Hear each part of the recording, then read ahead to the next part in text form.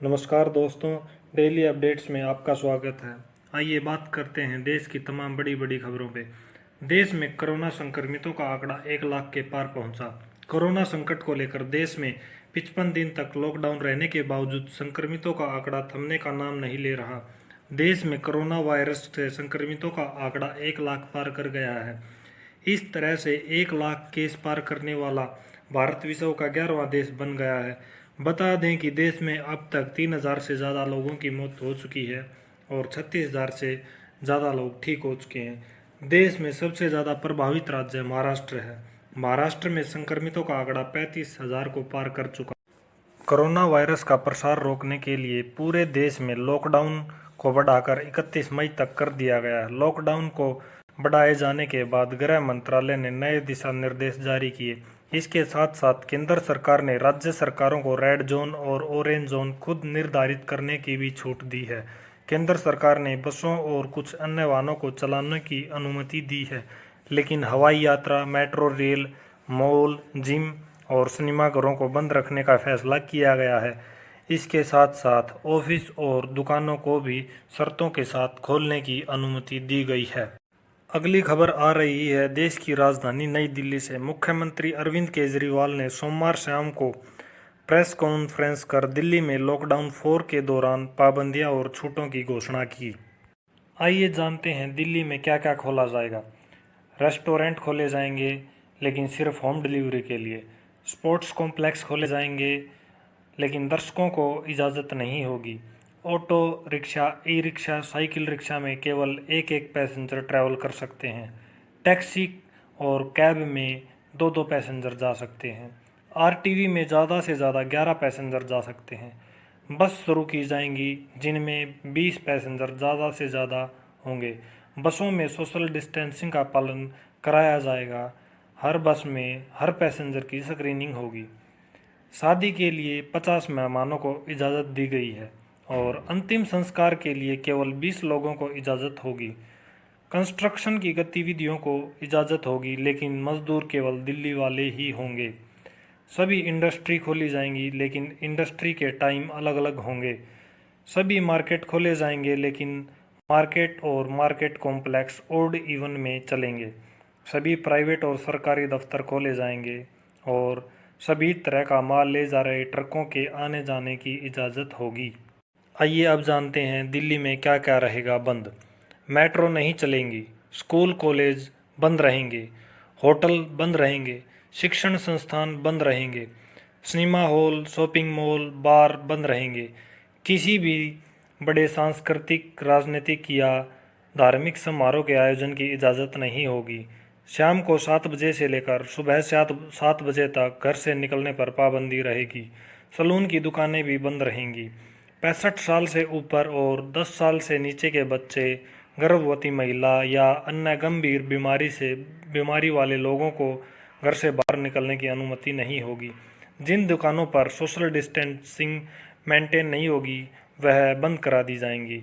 सारे मार्केट खोले जाएंगे, लेकिन मार्केट और मार्केट कॉम्प्लेक्स में ओड इवन होगा। कंटोनमेंट जोन के अंदर किसी भी तरह की कोई भी गतिविधि की अनुमति नहीं दी जाएगी। अरविंद केजरीवाल के फैसले पर बोले गौतम गंभीर। दिल्ली में सब कुछ खोलना डेथ वारंट जैसा। देश के जारी कोरोना संकट के बीच दिल्ली के मुख्यमंत्री अरविंद केजरीवाल ने लॉकडाउन 4 को लेकर सोमवार को नए दिशा निर्देश जारी किए। दिल्ली सरकार के फैसले पर पूर्वी दिल्ली से बीजेपी सांसद गौतम गंभीर ने हमला बोल दिया। गौतम गंभीर ने कहा कि केजरीवाल सरकार का फैसला दिल्ली वासियों के लिए डेथ वारंट के जैसा है। गौतम गंभीर ने ट्वीट किया, लगभग सभी चीज़ों को एक साथ खोल देने का फैसला दिल्ली वासियों के लिए डेथ वारंट की तरह है। मैं दिल्ली सरकार से बार बार सोचने का आग्रह करता हूँ। एक गलत कदम और सब कुछ खत्म हो जाएगा। अगली बड़ी खबर आ रही है महाराष्ट्र से। महाराष्ट्र के मुख्यमंत्री उद्धव ठाकरे बोले, लॉकडाउन में छूट देने का नहीं उठा सकते जोखिम।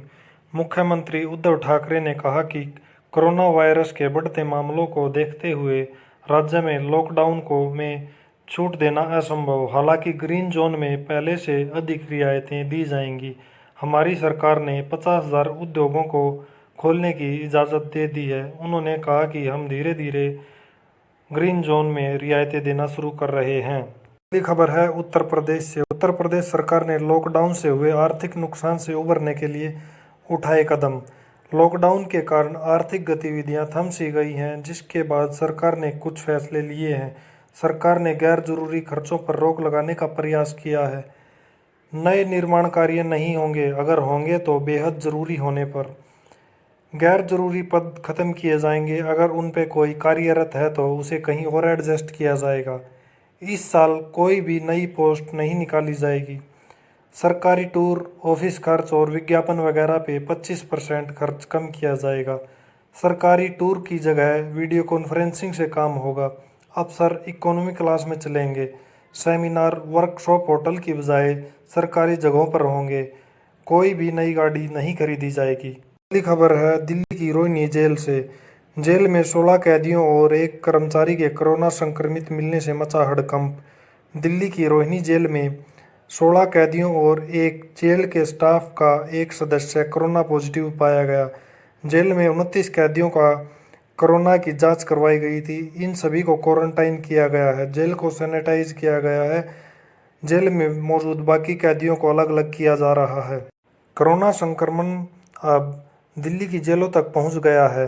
अब पहला मौका है जब दिल्ली की किसी जेल में कोरोना वायरस संक्रमित मामले मिले हैं। तिहाड़ जेल के अधीन आने वाली रोहिणी जेल में 16 कैदी और जेल का एक स्टाफ कोरोना पॉजिटिव पाया गया। जेल में कोरोना संक्रमण से कैदियों को बचाने के लिए तमाम उपाय किए जा रहे हैं।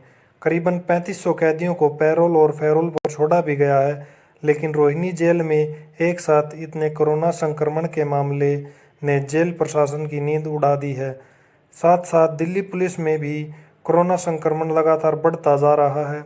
अब तक दिल्ली पुलिस के 180 जवान कोरोना पॉजिटिव हुए हैं तथा इनमें से 70 का इलाज चल रहा है और ठीक हो गए हैं। दिल्ली पुलिस की एक महिला एसीपी भी कोरोना संक्रमित पाई गई हैं। तो दोस्तों, आप सभी को हमारी वीडियो कैसी लगी प्लीज़ कमेंट बॉक्स में कमेंट करके ज़रूर बताइएगा। और जो दर्शक हमारे चैनल पे नए हैं वो प्लीज़ हमारी वीडियो को लाइक और हमारे चैनल को सब्सक्राइब ज़रूर कीजिएगा। आप सभी का धन्यवाद। बने रहिएगा हमारे यूट्यूब चैनल पर ऐसे नई खबरों के लिए।